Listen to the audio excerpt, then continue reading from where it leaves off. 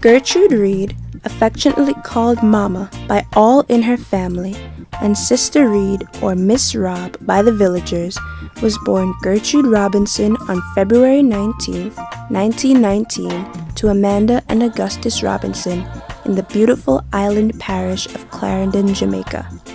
From a young age, a strict work ethic was instilled in her, one which lasted throughout all of her life. Being native to the remote part of Jamaica, as opposed to the city, Gertrude didn't indulge in luxuries such as using cameras or driving cars at the time. Instead, she focused on the simple things in life. Gertrude was a woman who could be depended on to pray, often described as a prayer warrior due to how unshakable her Christian faith was. In fact, Gertrude was so devoted to church life that she participated as part of the choir, using her tambourine as her faithful instrument to aid in her praising of the Lord. Sister Tanika is in the house. Come on.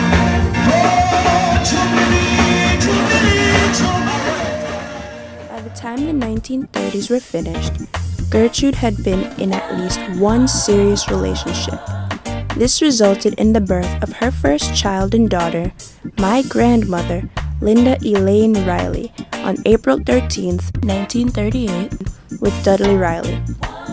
Due to tensions that were never explained to later generations, Gertrude never married Dudley, and did not have much of a relationship with him either. After a while, she had 8 other children, and then went on to marry a man by the name of Emmanuel Reid. They never had children together. To many, Emmanuel was the balance to Gertrude. Where Gertrude was strict and orderly, Emmanuel was laid back, or as Jamaicans would say, he had a down-care attitude. That is not to say that Gertrude wasn't loved and appreciated greatly. She is credited for the raising of some of her grandchildren, including my Auntie Cheryl, who lived with her during her early school years. Auntie Cheryl went to live with her parents, my grandparents, at the age of 9. The other grandchildren who Gertrude helped to raise were Beverly, Nigel, Andrew, and Latoya. Usually, in Jamaican culture, grandparents would help with raising their grandchildren as a way to defray childcare costs while the parents went to work outside of the home. Gertrude often had moments in which she was unintentionally comical, letting her descendants be able to tell fond stories of her despite her authoritativeness. The horoscope used to come on the radio 8 o'clock every morning. So you used to listen and then wait until you get to your sign and you hear what is the prediction for the day. So we were talking and she said, "What's happening? Let me hear my sign." He said, "Mama, what is your sign?" She said, "Byfield." There is no sign called Byfield, but that is what she heard, Byfield. But she was actually saying Pisces. Pisces. But she heard Byfield, so that was her thing, and we were dying.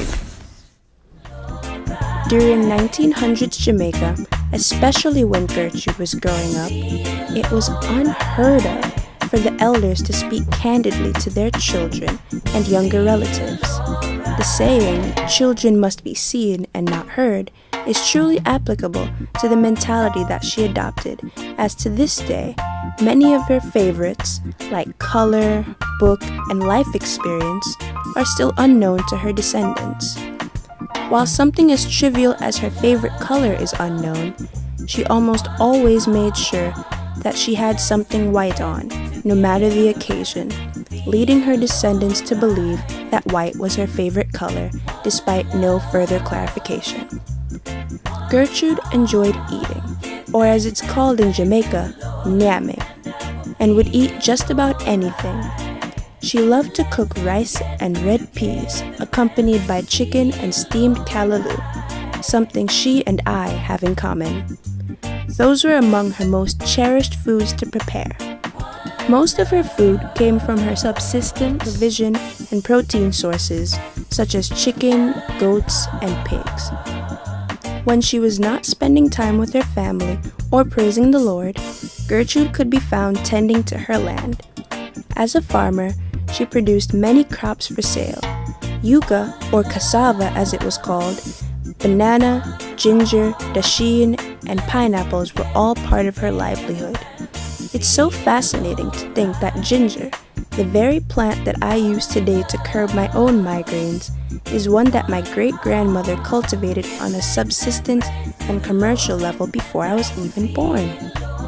Unfortunately, Gertrude's life was cut short on October 31st, 1991, in Manchester, Jamaica, at the age of 72. The cause of death was complications arising from hypertension, a condition that she is thought to have passed on to some of her children, including my grandmother Linda. She was preceded in death by her husband Emmanuel and survived by all 9 of her children, 9 grandchildren, and 1 great-grandchild. Though I never had the opportunity to meet her, her memories and virtues live on through the stories passed down from generation to generation. The late, great Jamaican reggae singer Bob Marley delivers in one of his songs, "One love, one heart, let's get together and feel alright." Those are the sentiments shared when my family and I reflect on my great-grandmother, Gertrude Reid.